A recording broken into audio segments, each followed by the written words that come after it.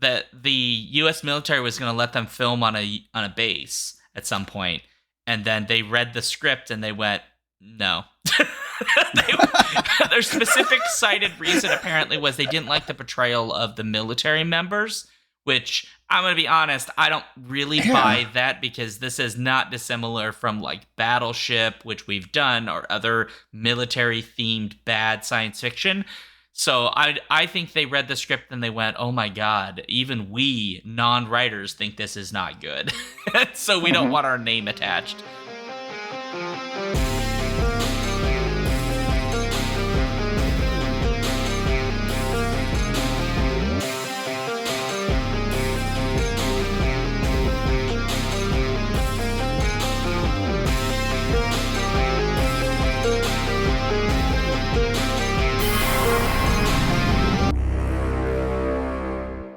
Welcome to the Skiffy and Fanny Show's Torture Cinema! Bull butter, get on the horn and give me some subs. Holy crap, what the hell is that? I'm really uncomfortable that you just said that. Bull butter? Bull butter. Okay.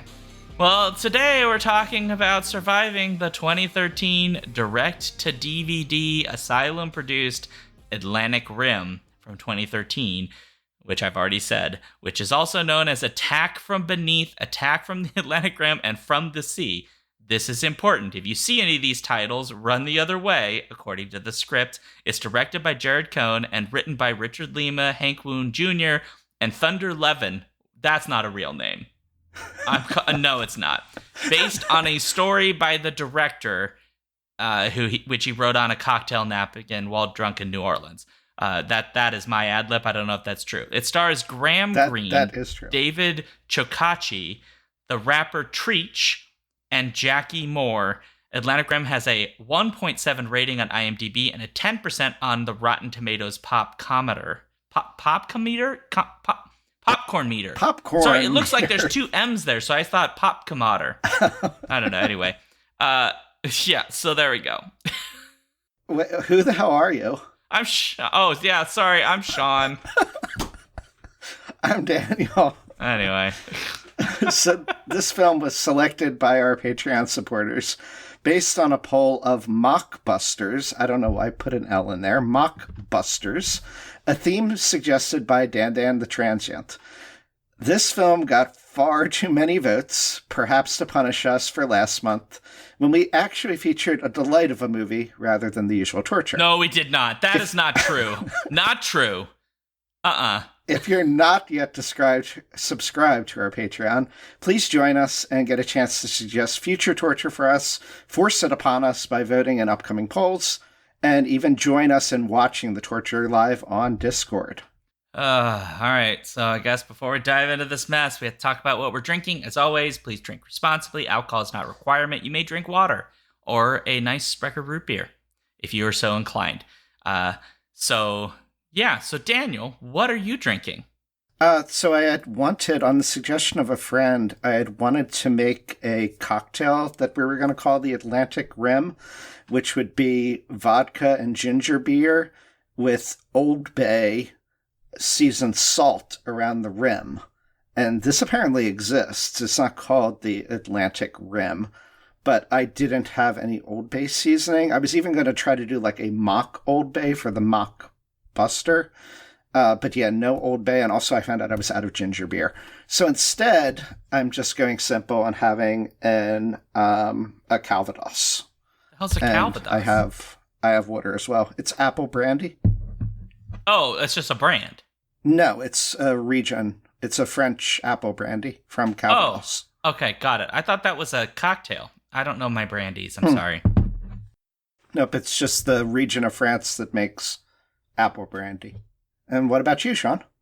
I am having a beverage. I'm just having a French connection.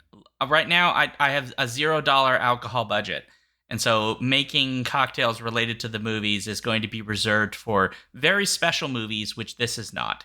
And so I'm just going to let you know right now that this ain't it. And so it's the same stuff I had last time. Deserve it. It's a Saint Remy with a D'Armore, I think, amaretto. So which I'll probably get De Serono next time because that's actually a better amaretto. But yeah, so there we go. So that's what I'm having. Still sounds lovely. Oh, it's good. A French Connection is a perfectly suitable drink. It's one of my favorite cocktails, and I don't drink very often anymore. So when I get to have one, it is lovely. All right, Daniel, what's this movie about? So it's a ripoff of Pacific Rim, of course. It starts with an oil rig in the Gulf of Mexico that is drilled down into the ocean or the Gulf floor, and oil's leaking out, and they're wondering what's going on. And then all of a sudden, this big dinosaur-like monster rears up its head and destroys the oil rig. So the military is trying to figure out what happened to this oil rig, and they decide that this would be an awesome opportunity to test the Armada program that was designed by Dr. Margaret Adams, that is basically giant robots that seem designed for deep sea missions or deep sea rescue, but it's unclear how you expect to rescue humans from like 800 fathoms deep underneath the ocean, the top of the ocean. But anyway, this is what they decide to do. And so they send the three soldiers who work in these giant robot suits down to the bed of the Gulf of Mexico to find out what happened to the rig and find survivors on the bottom of the Gulf floor, despite the pressures. And don't worry about that. We'll come back. They see a monster, the dinosaur monster, like kind of vaguely, and they see a bunch of wreckage. They see it. And one of the reckless member of the trio goes chasing after the monster against orders. The monster and the giant robot come up on the shores of, it's Pensacola, but somewhere in the Gulf, presumably. New Orleans, it seems to be, but Pensacola. Yes. Geography's weird here. And managed to like grapple and fight the monster. And the director of the movie comes in on a fighter pilot, a jet plane, and fires a missile into the open mouth of the monster, and monster goes boom. That's literally the director? Yeah, that's the director. Oh, God. Oh, I'm even more angry now. So, yeah, that's Jared Cohn. And so then the trio, and I don't even remember, the trio is Red, Tracy, and Jim. I had to look their names because I just forget. I mean, they're largely forgettable characters. So. I mean, most of the characters are. They're cookie cutter. But true. So everybody thinks everything is fine, but then one of the military people tells the admiral that, hey, there's this super top secret program that we didn't tell you about that got killed and went underground or private funded that detected that there were 2 eggs, and we kind of knew about these monsters. And yeah, there's another one out there. And so then, sure enough, the other one hatches from the egg and comes and attacks a military base, where the reckless military guy who saved the day was detained by MPs because he disobeyed orders, technically. But he gets out, and they suit up to go try to fight the monster. There's upgrades that end up happening where they have these little halos they wear around their heads. Yeah. So they can be more at one with the robots, and so their thoughts can immediately transfer to mechanistic movement. And they fight the other monster who's 3 times bigger, I think. And they have a big fight. It's somehow off the Atlantic coast, though, now, even though everything else was in the Gulf of Mexico, and this giant one is attacking New York City. So there's a huge fight, and the reckless guy, once again, has to step in, and I forgot to mention that military guy that told the admiral about the top secret program, his name is Sheldon Geis, and he's got a patch on one eye, so he's really bad, and he's going to be the villain. Oh, no, we know because he's now in Congress. Attitude. Yeah, he's in Congress now. He's in Congress now? Yeah. That's not surprising. So he turns out he's on the horn with some other military guy that wants to send nukes to destroy the monsters. And they don't seem to care that, there's people in New York City. And nukes might want to be like a last resort, but that's like his number one go-to thing. But the Admiral keeps telling him, no, we're not going to put in nukes. But Geis ends up basically getting them to send in nukes regardless. So the reckless pilot guy, he's got to both fight the monster and deal with, and the other two are helping him, have to both fight this big monster, but then also intercept the nuke. And so he grabs nuke in one hand, or two hands, I guess, to hold it. And then he rams the monster, and they go up into space like at the end of the Avengers. And he nukes the big monster in space, and he falls back to Earth in the robot suit, and the robot suit disintegrates as he lands, and he 2 seconds after that he gets up and looks around, and he's perfectly fine, and everybody cheers, and they go out for shots. The end. I hate it. I don't like this. That was way longer than you think needed to be, but we're gonna have questions about this terrible movie, to say the least. There's a lot of stuff that doesn't make sense about it. Yeah, I just want to clarify that the actor who plays Geis in this movie is not literally in Congress.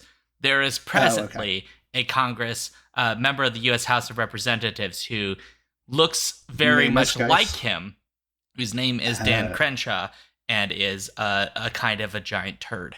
Although he did serve in the U.S. military, so there is enough connection there for my joke to stand. So does he have an eye patch? He literally has an eye patch because he lost his eye in the war. There's a whole SNL thing because when the guy was running for Congress, Pete Davidson on SNL did a whole joke. I can't remember the line. It doesn't matter, right? He did a joke about him having an eye patch, and people got mad because he lost his eye literally while he was on a SEAL team, and so an explosive blew his eye out, and so kind of poor taste joke. His nickname in the movie is Snake. He's Sheldon Snake, guys, apparently. Yeah, Snake is another reference to Metal Gear Solid.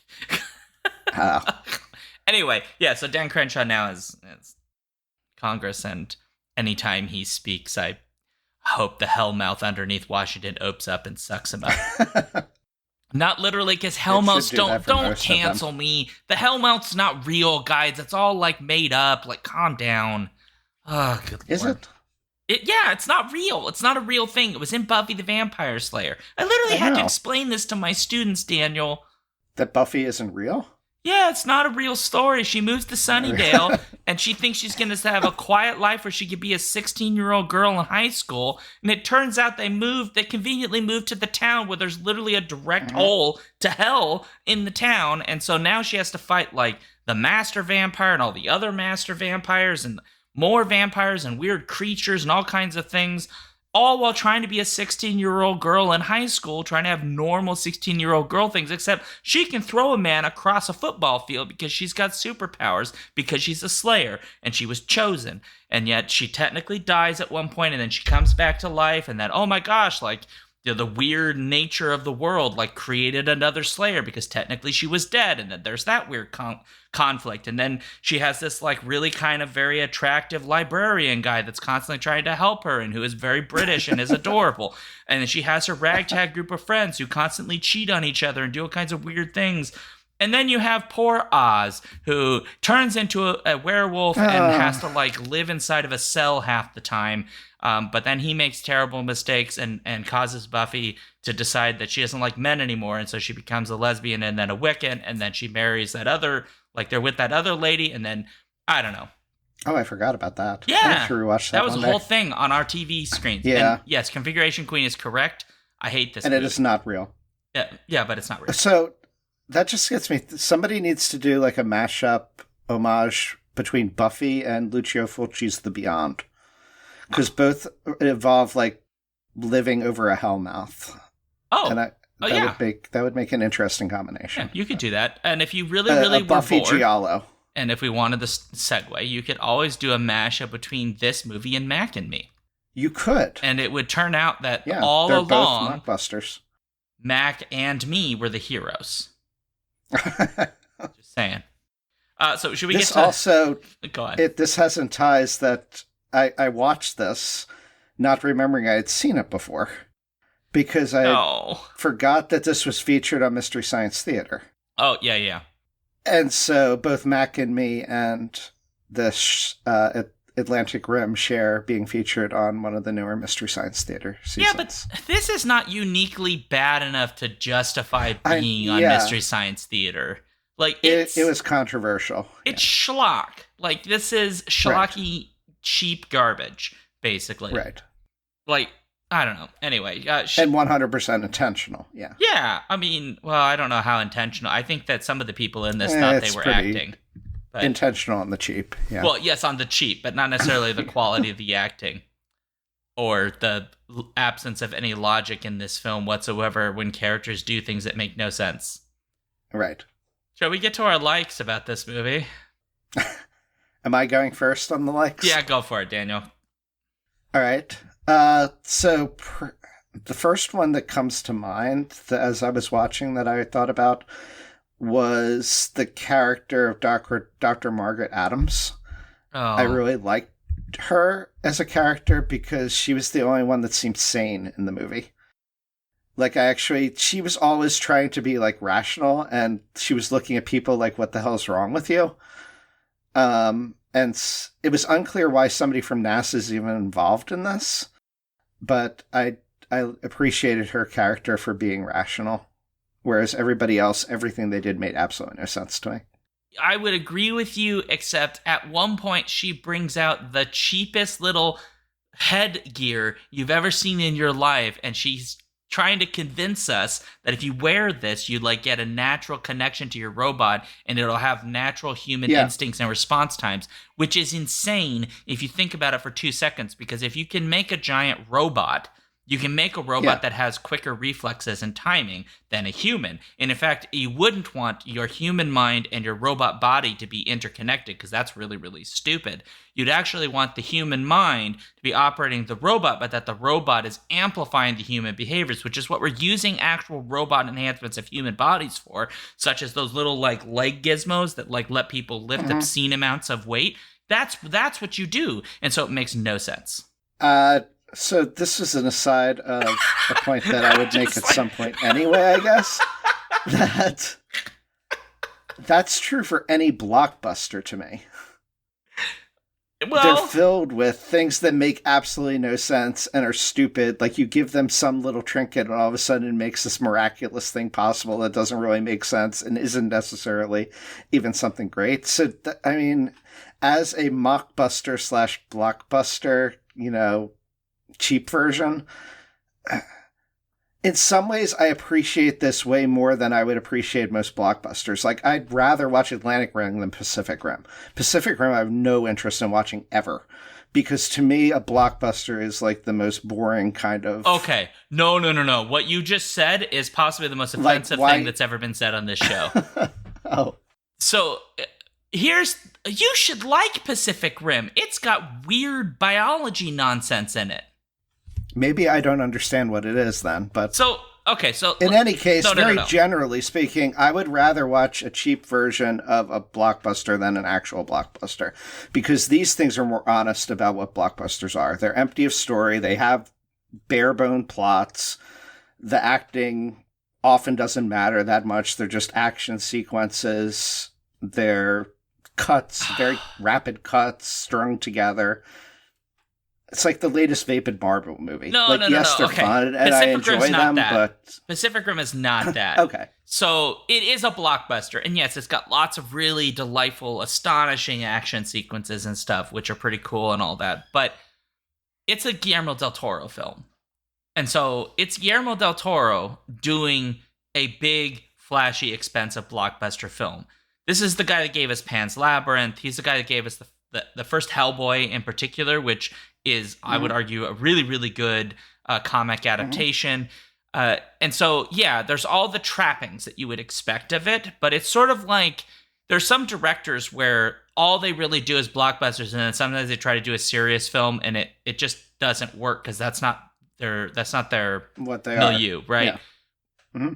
Guillermo del Toro is sort of like the weird Christopher Nolan for me. He loves genre, absolutely loves genre cinema. but he doesn't do normal genre cinema. So even when he does a, blockbuster type film with humongous action sequences and lots of CG, at its core, it has all these really, really interesting ideas. Pacific Rim still has great ideas despite being just a blockbuster. And unfortunately, the sequel I think loses a lot of that, but that's a whole other monstrosity. I wouldn't say it's Guillermo del Toro's best film, but I'd say it's his most fun. Well, Hellboy's pretty darn fun. All right, I'll take back the Pacific Rim comment then, and I'll need to watch it sometime. We'll do a podcast on it, because I'm maybe confusing it with a similar movie too. But in any case, I mean, getting off point, generally speaking, I guess it's kind of one of my likes of this. Kind of like the last movie, this type of movie is a specific thing. Yeah. And this is not my thing, but for what this is, it's fine. It's good. There's parts of it that are okay. And to me, what this movie is as a mockbuster is sometimes more interesting than many blockbusters are. And so that to me is a like for it. That came off of, though, still my response to your comment on the NASA scientist of it not making sense of why it didn't bother me, because that to me is common just across blockbusters. That's fair. Yeah, I guess Though the action of other characters in this were well beyond what you'd have in blockbusters, of just the utter stupidity and nonsensicalness of it. I mean, some of it is Does that make sense at yes, all? And some of it's like the sets, because I don't know if that's going to come up, the set design in your dislike, but I'll just bring it up right now that apparently you can. that the U.S. military was going to let them film on a base at some point, and then they read the script and they went, no. Their specific cited reason apparently was they didn't like the portrayal of the military members, which I'm going to be honest, I don't really buy that, because this is not dissimilar from like Battleship, which we've done, or other military themed bad science fiction. So I think they read the script and they went, oh my God, even we non-writers think this is not good. So we don't want our name attached. But yeah, so the set design in this is obscene. So like the brig is like literally a door in a hangar bay with a cot in it. They just found a room. It looks like a warehouse. Yeah, a warehouse room. With some red light. Yeah, because they filmed this at like a helicopter pad or something, some of the scenes.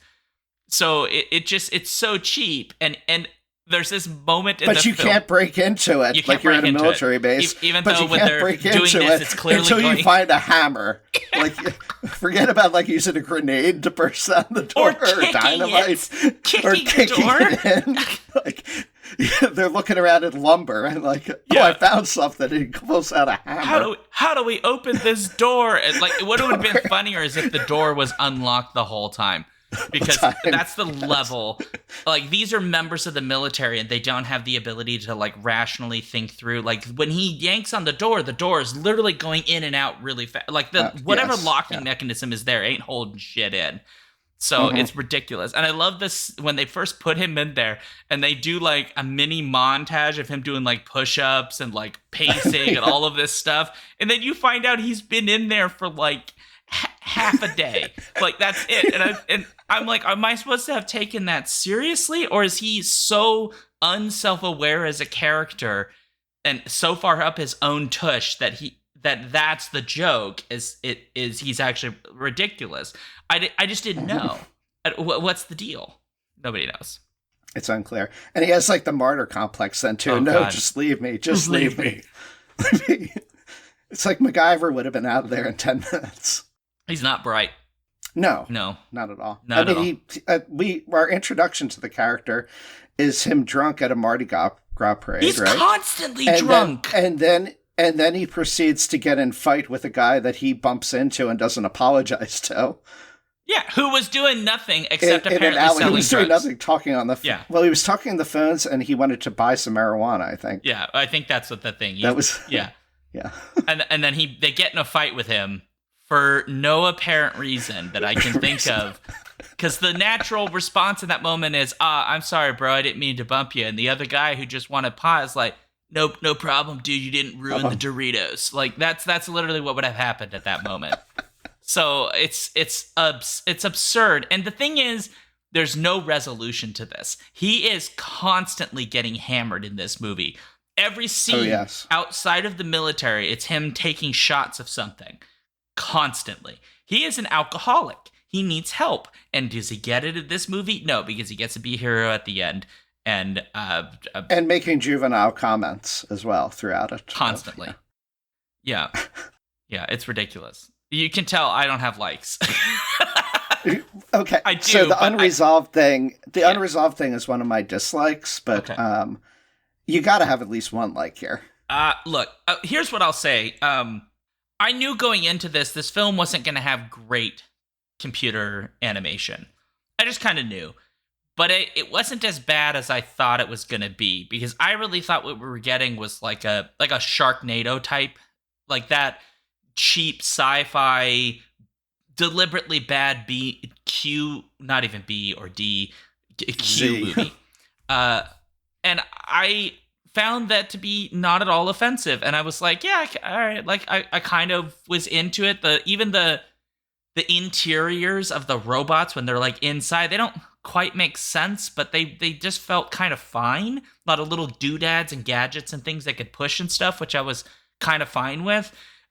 Elliptical machines. Yeah, it didn't pull me. That part didn't pull me out of the story, which in like a blockbuster film that should have a good budget and then they have bad CG, like that just yanks me right out. This, I was just like, I wasn't expecting great. And then I got better than what I was expecting, and I was just kind of like, oh, all right, like, that's not bad. Like, the monsters are kind of all right. Like, they're kind of neat looking. I don't know what the logic of their bodies is, and I don't know that strictly matters. They're kind of weird, lizardy sea monster creatures that lay very giant eggs that gestate for long periods of time. And it was fine.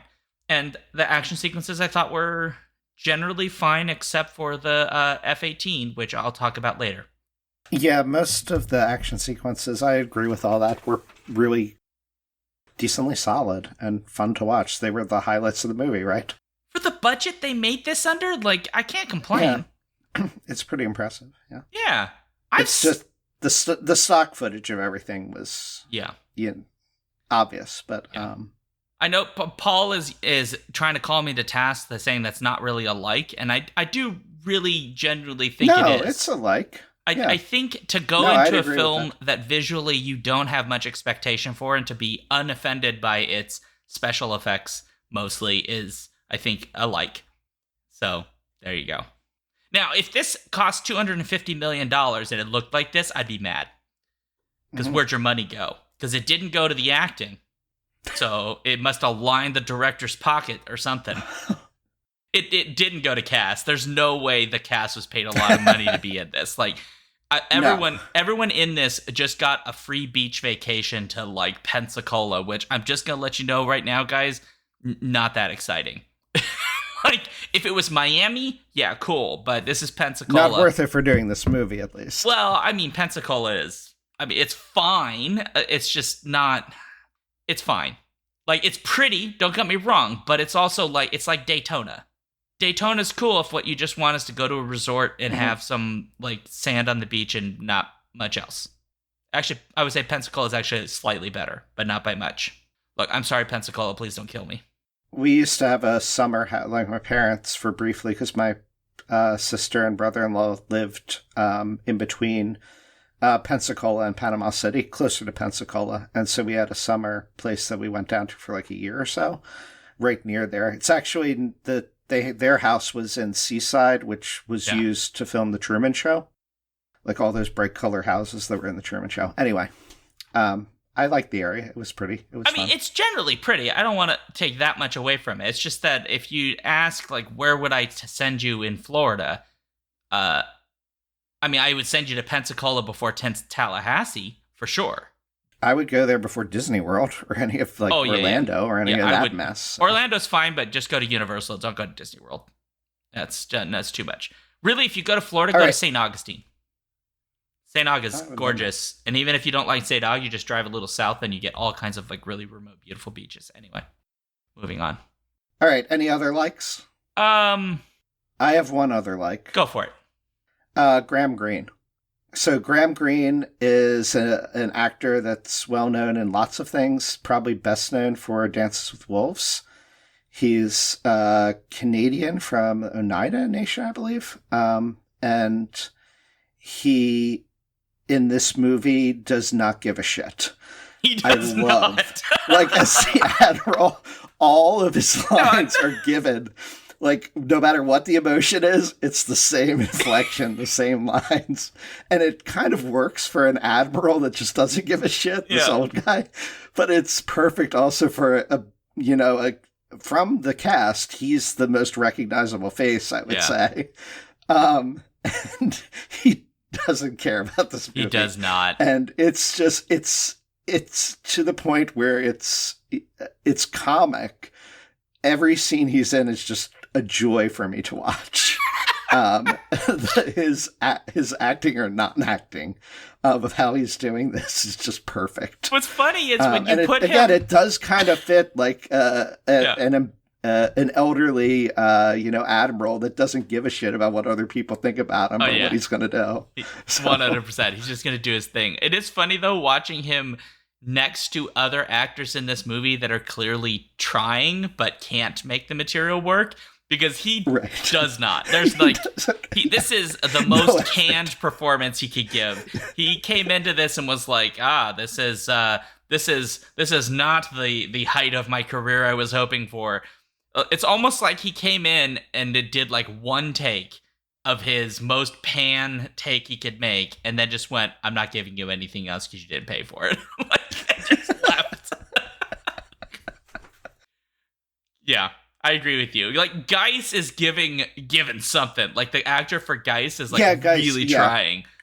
He's hamming it up. 100%. Yeah, it works for his character as well. Yeah. It's funny watching him like emote and being like, we really have to do something, Admiral. We gotta do something. And then him just going back like, I don't give a shit. Get me on the horn and get those subs. Sit up and shut down, guys. I gotta like get my coffee. Oh Lord. Yeah, he's fun. Yeah. Well, shall we get to dislikes? Yeah. All right, Daniel, lay it on us. So 2 main dislikes. The first one that I had were the details of the movie just annoyed me. Go on. And random, like, quick cuts to other random characters and people. So examples of this is when the monster first starts attacking New York City and the robots go to fight him. They make some comments about how they have to evacuate New York City, and I think the Admiral asks, like, how's the evacuation going? And somebody's like, oh, the bridge is all tangled up, like traffic is bad. And they cut to a shot of the bridge, and you hear all these horns honking, like traffic backed up, right? But you look at the image, and the cars are all flowing. There's like barely any traffic. It's like, what the hell? And then it cuts immediately to scenes of people on the phone, really bad. You gotta get out. Get out of there. Go be safe. Like, really badly delivered lines. Yeah. Like, people in offices calling their loved ones, I guess, to, like, get out of the city. Yeah. Another moment like that is earlier on, where the Admiral was saying, when he does his line of get on the horn, give me some subs, give me Italian and Marines, and then the guy does that and he comes back, anything else, and he goes, get on the horn again. What do you want me to get? Tell him to send everything else. And then they cut to some random guy, we had no idea who is in an office. Send in the SEALs. Send in the aircraft carriers. It's like, who is this guy? How does he have the authority to do this? And then it just cuts back to the, the Admiral doing things. So there's like these little cuts that are just poorly established, badly delivered. And then there's details that make no sense, like the bridge. Another one would be the monster goes to attack and you see like a bloody arm all of a sudden. And it's like everything else, the monster, like you get squished. Yeah. Why is like the person just drop over dead and all of a sudden they just have a little blood on their arm? That's normal. Yeah, there's random bodies lying around after the attacks, and bodies like, how did they get in that position? Okay. They're like sitting up perfectly, all bloodied, their eyes open. I gotta say, you reminded me of another light. Those details just bugged the hell out of me as I watched this. You just brought up for me another like, which I'm going to throw out because it's related to something we were just talking about. Because Andrew and I were in the Discord watching the film together, and both her and I just cracked up the first time someone got mushed by one of the monsters. Because I wasn't expecting. Splat. I thought exactly what you were describing. Like someone just fell over. There was some blood. I thought that's what we were getting, but like he got legit crunched, like a balloon of human. Like he just. It's like in Monty Python when the foot drops down and you just hear plop. It was amazing, and they do that a handful of times where someone just gets full on squished by it, and that was brilliant. And so I'll point that out. But I agree with you, by the way, about the details not always lining up. The one that stands out to me the most is when Treach, whatever blue or whatever color he was, who like is looking for some dude's kid, and he goes into the building with his gun drawn. Alexandra. And he's like, oh, where are you at? Where are you at? And I'm just like, why are you holding a gun? What is the gun for? You're not storming, a facility, right? It's literally a building on fire in which a kid is trapped. So what was the point? There are no hostiles. Right. Like, let's be real. Logically, it makes no sense, because if the only thing you're fighting is a giant alien lizard monster, which a pistol is going to do nothing to. So all you're going to do is scare he's not alien. He's native, just a few million years old, 100 million years old. No big deal. Yes. Yeah, the whole thing, I was just like, what are you doing? What was and the military characters, the three main ones, do most, with the exception of the female character who mostly doesn't, they constantly do dumb things, especially Red, who does dumb things constantly. And it's over and over and over. And I find it obnoxious and I hate it. So I forgot about that, but the best part of that was when Jim was looking for the girl, calling out, Alexandra, looking for her. And you hear I thought I heard other people crying out that he just basically ignores. Yeah. And then he eventually finds her, and his first thing is not like, hey, you're injured, or like, we got to get you out of here. It's like, are you Alexandra? And I'm thinking, if she's not, are you going to leave her there? Yes. He's focused only on finding this random dude's daughter. That's why he's got the gun. He's just showing up and like, are you Alexandra? No. Bam. He's gonna go person to person looking for the right kid. But until she says, like, nods and gives recognition, then he starts talking to her about, like, we got to get out of here and things like that. That is one thing, what are your priorities? The scene makes no sense, but, like, Treach, I wouldn't say he's good, per se, but I would say he's the best he was in the best. Yeah. Oh, yeah, he's, yeah. You can see that was one of the things for there's he's ability. Actually really good acting. Yeah, there's some ability there, and I kind of was a little sad, because I was like, this should not have been you shouldn't have been in this one, buddy. Because I feel like he's the most natural. Yes, he is. And when he's talking to the little girl, it's there's like a lot of, like, his acting feels, I agree, it feels natural. It feels like he's really trying to empathize with the girl and get her to, kind of calm down. And almost every scene with him, he doesn't get enough to really, they should have made him the main character, honestly, because he's just the best in the film. Yeah. And I don't know if Treach has done much significantly past this point. I didn't look, but I would say he deserves a shot, because he actually was pretty solid overall. I mean, not great, but, he also had this movie's material to work with. So, there you go. He did the best with what he had, I think. I agree. Yeah. Has Treach been in other stuff? Oh, no idea. Naughty by Nature, I know he's in. But... Yeah, he has been in other stuff. Yeah. He's got 84 acting credits, by the way. Wow. I don't recognize really a lot of these, but that doesn't really mean anything. I mean, other than like there's a CSI that he was in and Person of Interest. So he's got a decent little acting career. Okay. Well, the main guy was famous for like Baywatch and Witchblade, I think, and okay, a bunch neither of other those TV are good, things. buddy. Well, no, but I mean, he was well known for it, right? Yeah. The TV series. Yeah. I don't know. All right. Dislikes, Sean. Okay. So this is the second movie where I have gotten annoyed by inaccuracies that should not be in this film. The jet that is in this movie for really just one scene is an FA-18. The FA-18 does not have a 50 cal on it. It has an M61 Vulcan. A 50 cal does not shoot 6,000 rounds per minute. It does not. It shoots considerably less. The M61 Vulcan, however, does shoot 6,000 rounds per minute. It is a 20 millimeter gun. It is a Gatling-style rotary cannon, y'all, and that thing shoots fast. And the FA-18 can't carry that many bullets, so they do little bursts. And when it shoots, it sounds like a very obnoxious fart that's been muffled in a chair. You can literally see video of it shooting. It's shooting literally an obscene amount of bullets for every little beep, beep, beep. It's a lot, guys. So when they say, oh, get him with the 50 cals or whatever the line is, my brain immediately broke. I was so mad instantaneously because there's no reason you needed to get this one detail wrong. This shit is on Wikipedia.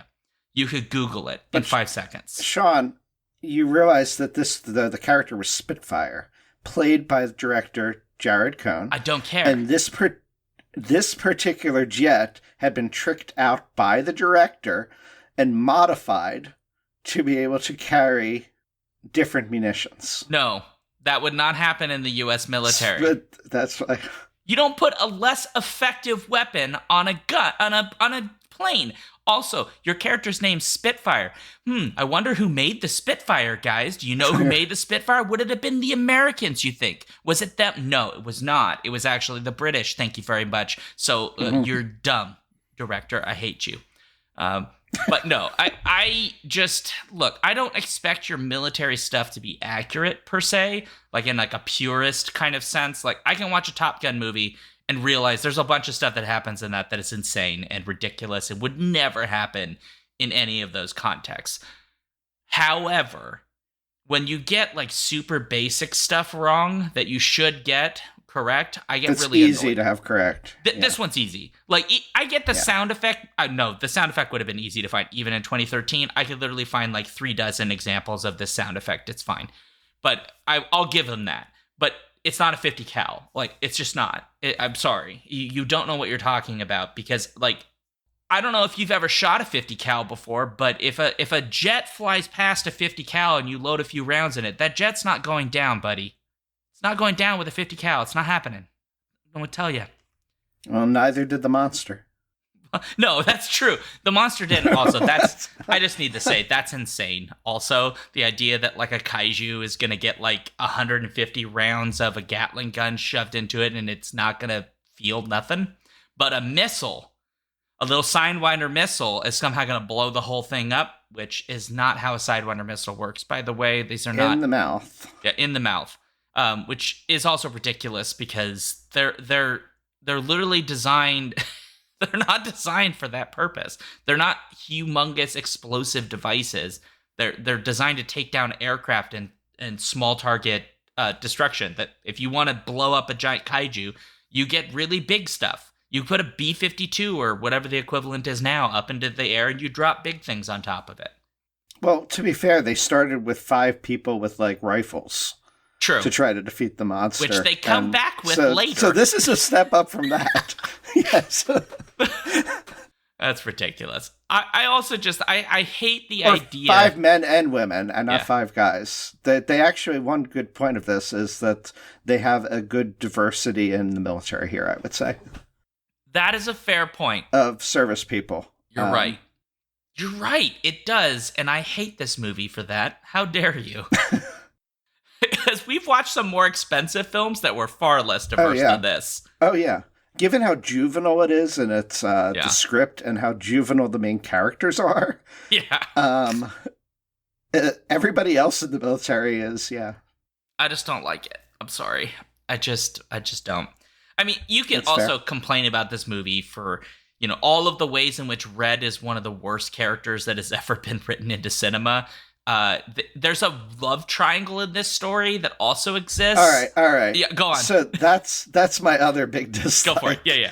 Is that there's no characterization in this movie at all, really, or character development, right? 9. But they try to shoehorn it in. One is with Jim, who plays Green, who's the one that goes, played by Treach, that goes in to rescue this girl, and he's like, yeah, you better take care of this daughter. She's my goddaughter now. He just declares himself the godfather of this girl that he rescued.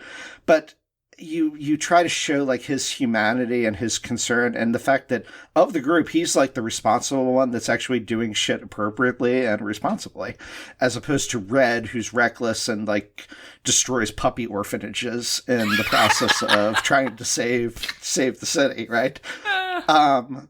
In any case, they're trying to like show like a little depth in his character, but then they go nowhere with it. Similarly, they try to show that the female character, Blue, who her actual name I forget, but Blue is in a relationship with Red, but it turns out she also had a thing, or maybe will be continuing the thing with Green. And they bring this up in a bar while they're drinking, and they're about to address it when like the phone rings and they get called to duty. Okay, yep. That's common in movies to like prolong the tension, right? Yep. But then we never hear of it again. Yeah, that's it. Never comes up. Doesn't come up again. Yeah. And so it's like, why have those things in there? No reason. So that annoyed the piss out of me too, that they bothered to put these things in. Yeah. But then it would have been better if they just completely avoided any attempt at making these characters look like humans. Because it was actually worse trying to make them appear like actual human rounded characters. Correct. But then doing it so half-assed that you like pull the rug out or just never bring it up again. There is zero character development of any kind. No. Right? Red, who is shown being an alcoholic in literally every non-military scene we've got, who drinks like out of the fire hydrant direct, right? Does he deal with his problem? He does not. At any point. What do they do literally at the end? Him and the Admiral are going to go get themselves a drink, right? The relationship between Red and Blue, which I'll call a relationship with quotation marks around it, because are they in a relationship? I don't know. It's not clear Blue wants to be in a relationship with Red, although Red, who is drunk half the time, keeps bringing it up. But I don't know. And slapping her butt. Yeah, he does that, which it's gross, right? But she doesn't resolve that. Red and Green never resolved their weird thing because it's very clear there was more than just a little kiss that they had. They got the boogie on, which again, there's a question there, which is, did they get the boogie on, but they're together? Red and Blue are together? Or is it that Red wants to be with Blue, but Blue is torn between Green and Red? We don't know, because at the end, none of this is developed, right? Red in no way improves. Blue, there was no inclination. Like, she doesn't have any flaws, really, other than apparently she gets lightheaded sometimes, which, okay, whatever, right? And Green, I guess his thing is he doesn't feel good about all of the death, and he wants to go help people because he doesn't feel comfortable, I guess. So is he going to leave the military? We don't know. They never come up with that. There is a sequel to this, which I'm not watching. So I don't know. None of the original people are in it or characters, I don't think. Nobody changed it. Even Graham Greene's Admiral at the end. Like, literally there's a line where he comes in and Red is in the brig, which is just a warehouse room with a cot. And he's like berating Red for all of the ways he broke the rules, and then he's like, "I've never been more prouder in my life." Most deadpan delivery. Yeah. And I'm like, "Are you? Is this legitimate?" And I don't know. His character doesn't change either. The guy who plays Geis, as far as I know, he is he in prison? Dead? I don't know. No, he's when they like subdue him after he tries to shoot the admiral, or he does shoot the admiral in the arm, which is a flesh wound that then we never see the wound again. Yeah. The admiral seems fine, but yeah, he's being handcuffed, and he's shouting how you're all going to regret this. That's we need right. to send the nukes. We need to send the nukes. You're making a huge mistake. So I'm thinking, like, okay, he didn't go quietly. Maybe there is something to this. Maybe there's something like, they are going to regret. Like, maybe the nuke, even though as terrible as was, maybe that was actually turns out to be possibly the best thing that they should have done, because it's going to get worse. Nope, we're never going to mention it again. We're not going to have him come in. We're not going to see if he regrets what he did. Nope. Or if he's still batshit crazy. We don't know. We don't know. And there's no inclination for you to like try to like imagine it yourself. None. What these futures are. None. Configuration Queen in chat wonders if the red, blue, green character names is a reference to the colors used in Pacific Rim. And I will just remind everybody, this is a direct ripoff of Pacific. It's a mockbuster. So mockbuster is a category. I don't know, Figuration Queen probably knows this, but for anyone at home that doesn't, the mockbuster is like loosely a category name for films that are released relatively near a much more expensive film designed to sort of capitalize on the sort of popularity of that perceived better film, essentially. And so, or even confusion over the names. Or confusion of the names, yeah. So people that see it, to rent, is like, oh, is this a sequel, or is this a prequel to Pacific Rim? Yeah. Yeah, so really just trying to like ride off the coattails of a bigger film that had a bigger budget and was likely, quote unquote, better, right?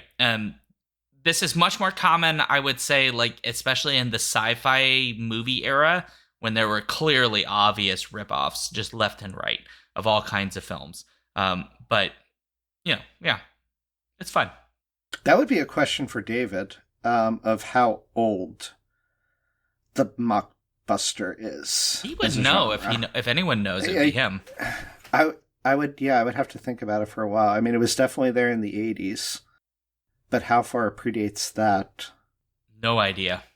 There were, I guess, even if you think back to like the 30s, mockbusters designed around vampires and Dracula and the Universal monsters. Yeah, there must have been. But those are the earliest that I can think of. But it might even, go back to the silent era. But anyway, random thought.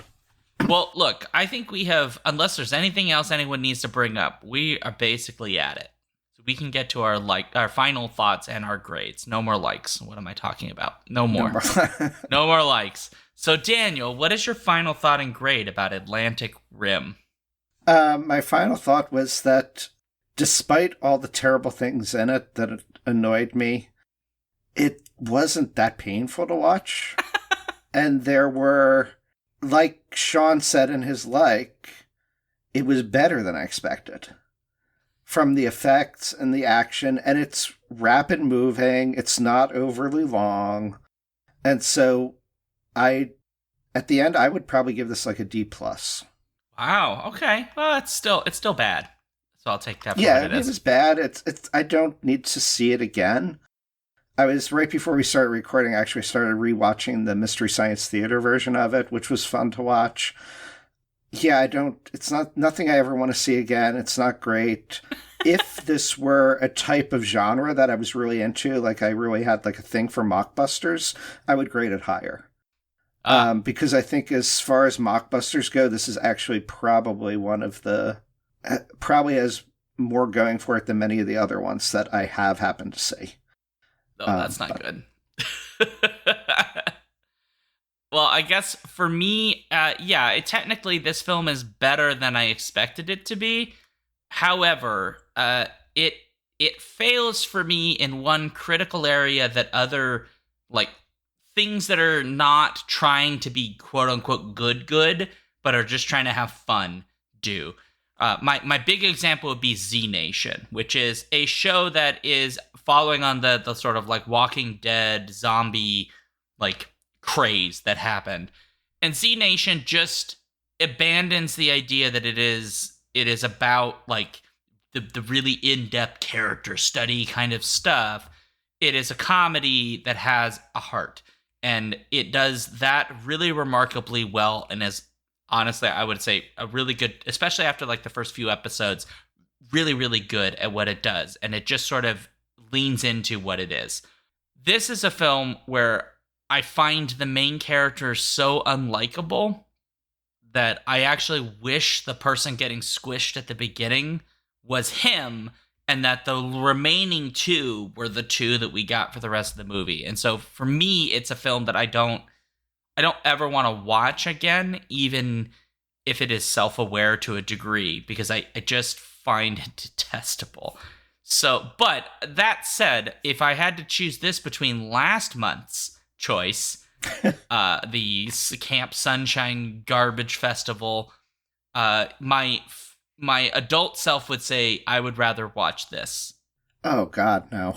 Oh, yeah, 100%. I would watch this in a heartbeat. If you gave me a choice, which film would I want to watch for 24 hours straight? It's this film. That other one had heart, joy, and artistry to it. No, it did not. This had none of that. It doesn't. I agree. But it also is lifeless, and you could probably start a drinking game. So there you go. Oh, yes, yeah. Anyway, but it's a D- for me. It's not as offensive as I suppose it could be. I mean, it is weirdly diverse, as you pointed out, which is insane. I'm sorry, Hollywood. We need to talk about this. That's This film. This is not a good movie. They didn't have a large budget, and yet somehow it is a more diverse. And I want to be clear, diverse in the way that even people who get annoyed by like diversity would be fine with, because the characters aren't whatever they are like for any other reason than that's just the actors they got, right? Like, so like the fact that one character's black and one's a woman and one's a white guy and one's of native descent and all of the, like, none of that matter. They're just characters. They're just people and that all are the there. Background characters aren't just all white men. Right, there are black men, there are white men, there are women, there's all kinds of folks. Or you see like just one group and another group. This is just a mixture of everybody and on most of the scenes. Yeah, so I think what we're saying is, Hollywood, when you spend $250 million on a movie and you're less good at the diversity thing than this film, y'all fucked up. Y'all fucked up, I'm telling you. Yeah. It's ridiculous. All right, so that gives us a D average, by the way. Yep. That's an easy one. We don't even need Prince Justin to... Yeah, I could do that math for once. Trivia Maths in chat does say, I recommend the Kraken Busters podcast and now webcast about kaiju incursions that started in World War II and lasted for decades. Good stuff. So there's a link, which is Keith Pill, PILLE.com, I think it is. I'll try to put the link in the show notes for folks, if I remember. Yeah. Anyway, Kraken Busters, if you're looking for it, give it a shot. It might be interesting. So, yeah. All right, let's close it out. Folks at home, thank you for being here if you're live, and thank you for listening at home.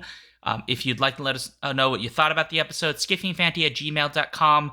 Join our Discord as well at our Patreon page. And also, I will note, if you love this show and you'd like to contribute, please do get in contact with us at skiffyandfanty@gmail.com.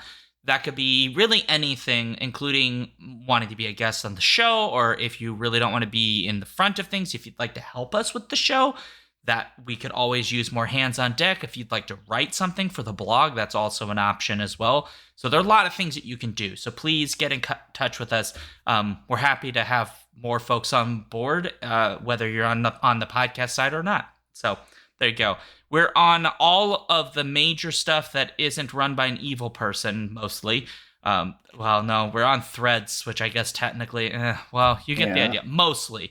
We're on Blue Sky, Threads, Mastodon, YouTube, and a whole bunch of other places. Our video versions of this show go up on YouTube. You can find all that at skiffyandfanty.com/skiffyandthings.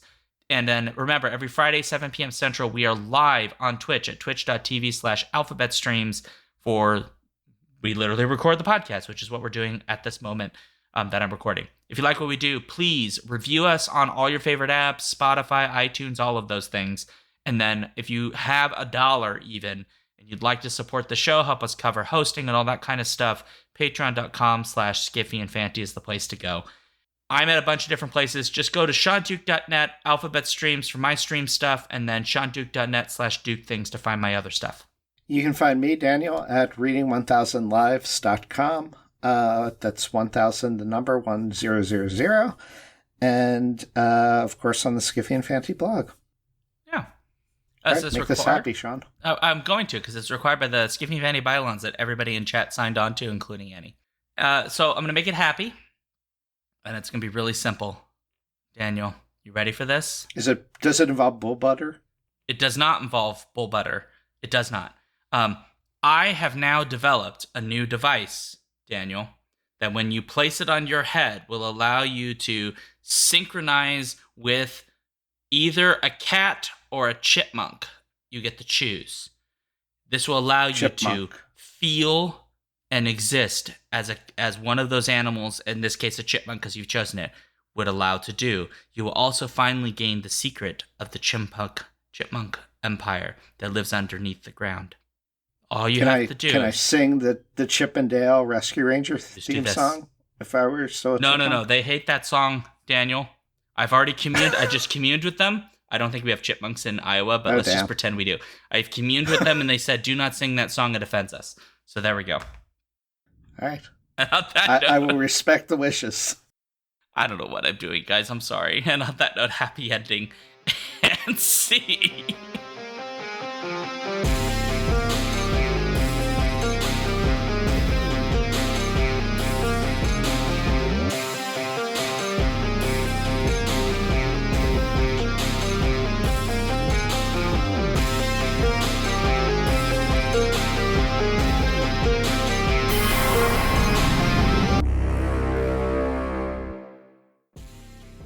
If you want to support this show, you can go to patreon.com/skiffyandfanty or skiffyandfanty.com, our website, where you can get access to all of our fancy things.